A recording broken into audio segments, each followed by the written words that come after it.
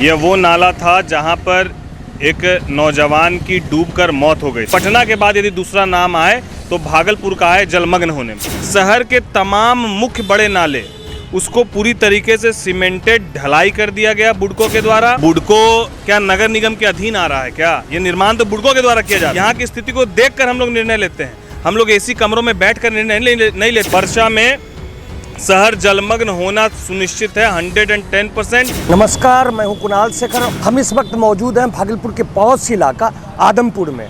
जो ये हम आपको तस्वीर दिखाना चाह रहे हैं, यहाँ पर से होकर कभी नाला जो है शहर का जो हथिया नाला है वो गुजरा करता था, लेकिन स्मार्ट सिटी के तहत भागलपुर में काम चल रहा है और जिसके कारण यहाँ पर जो है ढलाई कर दिया गया है नाला के ऊपर, और उसके बाद पेवर ब्लॉक लगाने की तैयारी चल रही है। हमारे साथ भागलपुर नगर निगम के उप महापौर राजेश वर्मा हैं। हम सीधे उनसे बात करते हैं। सर, क्या स्थिति बन गई है अभी भागलपुर की?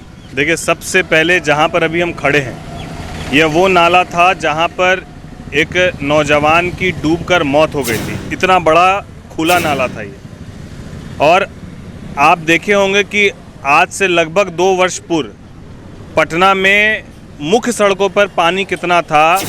हमारे जो पूर्व डिप्टी सीएम हैं वो अपने घर से किसी तरीके से बचकर निकले थे। वो स्थिति पटना की थी और उसी रस्तों कदम पर बिहार के भी इंजीनियर और पदाधिकारी काम कर रहे हैं। और भागलपुर के पदाधिकारी इस होड़ में हैं कि पटना के बाद यदि दूसरा नाम आए तो भागलपुर का है जलमग्न होने में।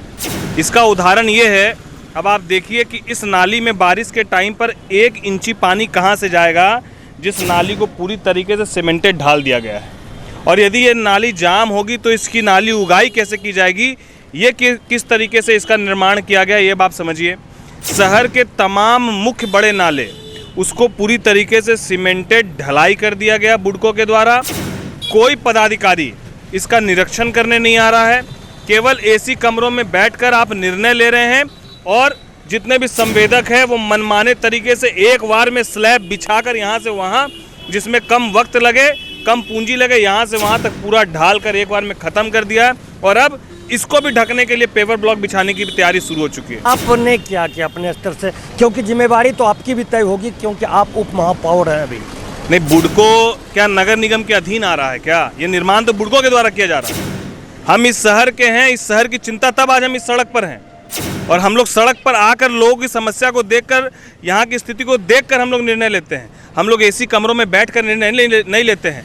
और इसकी जवाबदेही के लिए जो पूर्व के एग्जीक्यूटिव थे बुडको के, हमने उनको भी इस बात को कहा था और जिलाधिकारी महोदय के सामने भी हमने उनके कार्यालय में कहा है कि सर, जो निर्माण हो रहा है उस निर्माण में एक बार देख के आई, जो सीमेंट से ढलाई की जा रही इतनी बड़ी बड़ी कि जीवन में कभी नाली उगाई हो पाएगा क्या?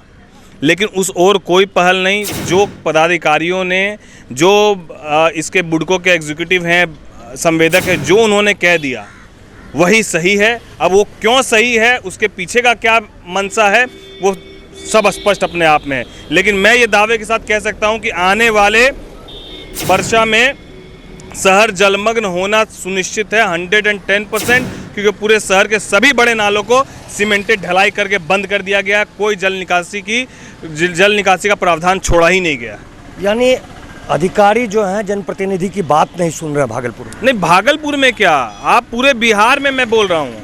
आप इस बात को सोचिए कि मैं अगर अपने घर में कमरे के अंदर बंद रहूँगा, मैं यदि ऐसे चैम्बर में नगर निगम में बैठ कर रहूँगा तो हमको पता चलेगा क्या कि कौन लोग प्यासा है, किसके घर में पानी नहीं है, कहाँ पर क्या कराना है। आज स्मार्ट सिटी की जो योजना वो अपने आप में दर्शाता है ना कि जो पदाधिकारी एसी चैम्बर के अंदर बैठकर निर्णय ले रहे हैं कि 200 करोड़ से भैरवा तालाब का सौंदर्यीकरण कर देना चाहिए, 100 करोड़ से ये कर देना चाहिए, वो कर देना चाहिए, खाली हवाई निर्णय है क्या? आपने कभी वास्तविकता में लोगों के बीच जाकर देखा कि वास्तविकता में लोगों की स्थिति क्या है?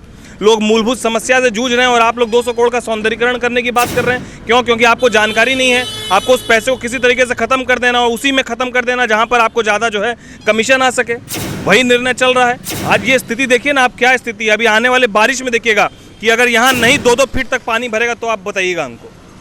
तो इस तरह हमारे साथ भागलपुर के उप महापौर राजेश वर्मा थे, जिन्होंने जिस तरह से ढलाई हो रहा है बड़ा नाला पर, उसको लेकर सवाल खड़े किए हैं और साथ ही कहा है कि जिस तरह से पटना में जल प्रलय की स्थिति हुई थी, यदि अधिकारी यहाँ नहीं सचेत हुए तो भागलपुर में भी जल प्रलय की स्थिति होगी। अपने सहयोगी कैमरा पर्सन सुबोध के साथ कुणाल शेखर, लाइव सिटीज़ भागलपुर।